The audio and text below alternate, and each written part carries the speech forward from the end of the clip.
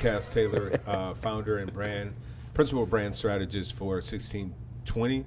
It's a design studio, a creative studio, which derives from my past, you would say, position at Adobe, which I would say sports marketing manager and multiple different things, a visual design manager. I was a purpose marketing lead also, and a creative producer. So just carrying that on. Let's think about the young person. They're already good, right? They got something that's already good. Why do they need to be great? I mean, why do they, maybe that's not the right phrase, but why do they need to give themselves to the discipline to be better if so much of it comes so easily to them at that point in time? Why do they need to work harder? Because it's harder. Aha. Here's why. Because of the fact that everyone has a phone. Yeah. Everyone can be a photographer. Everybody can be a videographer. And throw a filter in, edit. But does that mean I'm a storyteller? Right. The outcome of anything, any design, has to do with a story. Yeah. Regardless of what it is. You can design a room, you design clothes. It has to be a story behind it if it have meaning. And nowadays, everything's so flooded. You look at social media, everyone's similar.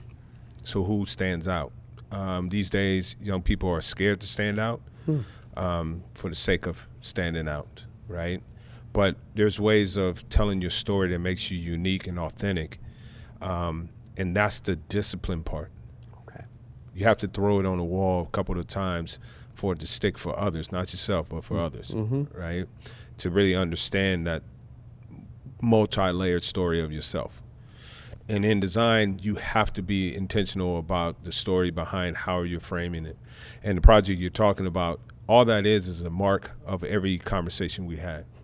Had nothing to do with me. What do you see as what's next? And how can folks be prepared if they can't predict it? But how can they be prepared to have a certain skill set to be ready? That's an incredible question. As I have part of my life in tech, and I've been working with a lot of researchers, especially at Adobe, with everything from AR to VR and how that might work in creativity. I hate to say it, it's just another tool. To me, it is, where I can expand on my storytelling in other aspects. It's like taking, VR and expanding a world that I might have put on a piece of paper, right? Instead of that, now you can go in depth into that story instead of just seeing it from a 2D aspect. AI, had this great conversation with my mentor about that. What does that mean to an artist? Right. He goes, I get to my idea quicker, and I can expand from there. And now with the AI and machine learning pieces of it and generative, right? Now I can create multiple layers of an idea instantaneously, right? One of my biggest pet peeves as a young man was a pencil and a piece of paper and a mistake. And I had to erase and start almost over, right?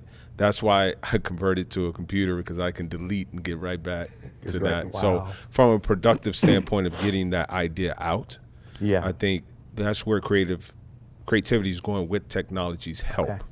So it's more of accepting of the new technology to expand on your creativity. Man, anything else?